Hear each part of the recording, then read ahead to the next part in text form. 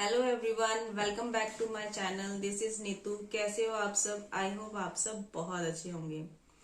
Friends, life में कहते हैं ना कि हमारी जो फ्रेंडशिप होती है बहुत ही स्पेशल होती है, लेकिन कई बार ऐसा होता है कि हमारी फ्रेंडशिप में आगे आगे टाइम में बहुत से डिफरेंसेस आना शुरू हो जाते हैं, जिसके कारण कुछ ऐसा होता है कि अगर हमारे फ्रेंड्स कुछ अमीर बन गए तो उनमें एटीट्यूड आ जाता है, यानी कि ईगो आ जाती है।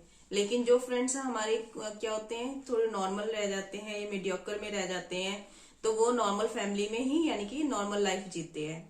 तो इससे रिलेटेड मैं आपको छोटी सी स्टोरी सुनाना चाहती हूँ कि जिस फ्रेंड्स में ज्यादा लाइफ में सक्सेस होने की वजह से ईगो आ जाती है और वो अपने नॉर्मल फ्रेंड्स के साथ कैसा बिहेव करते हैं और उनके साथ कैसे ट्रीट करते हैं और उनको कैसे फेक बना के और उनको उल्लू बनाने की कोशिश करते हैं। ठीक है ना?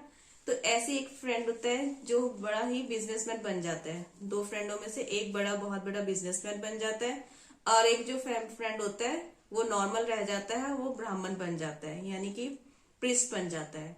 अब क्या होता है, जौन सा बिजनेसमैन होता है वो बहुत ही अपनी मतलब की लाइफ में तरक्की करता रहता है, बिजनेस ट्रिक्स लगाता रहता है। उसको ये होता है कि मैं हर पल में बहुत से पैसे कमाता रहूं, यानी कि पैसे कमाता रहूं ताकि मुझे कोई भी कमी ना आए पैसों की। वो जहां पे भी देखता अपना एटीट्यूड दिखाता कि मैं तो बहुत अमीर हूँ, मेरे पास इतनी चीजें हैं, हर चीज में अपनी वाले कि दूसरों को नीचा दिखाने की कोशिश करता था, जिसकी वजह से क्या होता था कि जहां पे वो जाते थे लोग उसको ज्यादा पसंद नहीं करते थे, लेकिन सिर्फ एक सक्सेसफुल बिजनेसमैन होने की वजह से लोग उससे बात करते थे।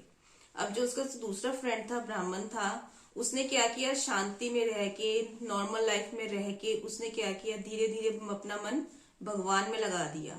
अब भगवान में लगाने की वजह से क्या हुआ, वो धीरे धीरे भगवान में लीन होना शुरू हो गया और उसकी वजह से क्या हो गया, उसकी सिक्स सेंस जाग गई। यानी कि जो हमारी सिक्स सेंस होती है वो हमारी मेडिटेशन से जागती है। जो उसने मेडिटेशन करना शुरू कर दिया जिससे उसकी सिक्स सेंस जागी और उसको आने वाले भविष्य का और बीते हुए कल का सब पता लगना शुरू हो गया। अब क्या होता है, जब उसकी बिजनेसमैन जो फ्रेंड है, जब उसको इस बात का पता लगता है तो क्या हुआ, उसने अपनी बिजनेस वाला दिमाग चलाया कि मैं अपने फ्रेंड के पास जाता हूँ और उसको बेवकूफ बनाता हूँ और उसको कहता हूँ कि तुम उससे ट्रिक लगा के, यानी कि उसकी जो शक्ति आई है उसके पास सिक्स सेंस की, उसको यूज करके पैसे कमाता हूँ। ठीक है ना? अब वो गया उसके पास, बड़े प्यार से उसके पास बैठा और उसने कहा कि मुझे ये बताओ, तुम सारा दिन भगवान का नाम लेते हो तो भगवान तुम्हें देता क्या है? वो कहता मुझे भगवान बहुत कुछ देता है। कह रहे अच्छा, कह रहे पर भगवान की मुझे महिमा नहीं पता। कह रहे भगवान की क्या सीमा है? वो कह रहा भगवान की कोई सीमा नहीं है, भगवान असीम है। वो कह रहा कैसे असीम है?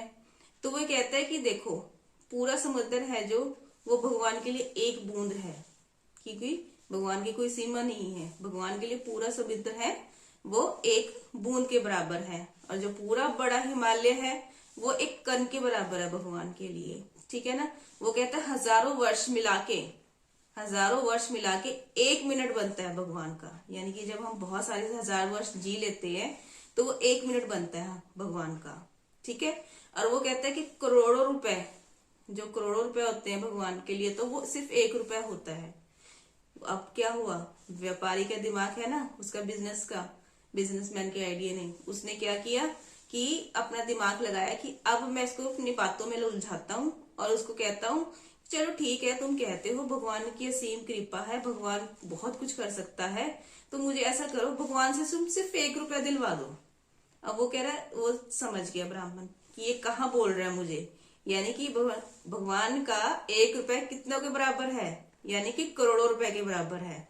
तो उसका कहने का क्या मतलब था कि मुझे एक रुपया नहीं, करोड़ों रुपया दिलवा दो भगवान से। ठीक है ना? अब उसने क्या किया, वो कह रहा ठीक है, तुम रुको भी, और उसने 2 मिनट ध्यान लगाया और बोला कि ठीक है, तुम्हें मिल जाएंगे। भगवान कह रहे कि तुम सिर्फ 1 मिनट इंतजार करो, तुम्हें मिल जाएंगे एक रुपए। अब वो कह रहे अब क्या ट्रिक है, देखो उसने ब्राह्मण ने लगाई, उसी की भाषा में उसको समझाया ना, भगवान का 1 मिनट कितने टाइम के बराबर है, यानी कि हजारों युगों के बराबर है, हजारों वर्षों के बराबर है। यानी कि तुम हजारों वर्ष इंतजार करो तो तुम्हें एक रुपया भगवान का मिल जाएगा, यानी कि भगवान के करोड़ों रुपए मिल जाएंगे। तो फ्रेंड्स, ऐसे ही होता है कि हम अपनी ईगो में ये सोचते हैं कि दूसरा जो पर्सन है वो बेवकूफ है, उसको नहीं समझ में आता है, वो मूर्ख है, कि हम जो उसके साथ ट्रिक कर रहे हैं वो उसको समझ में नहीं आ रही है।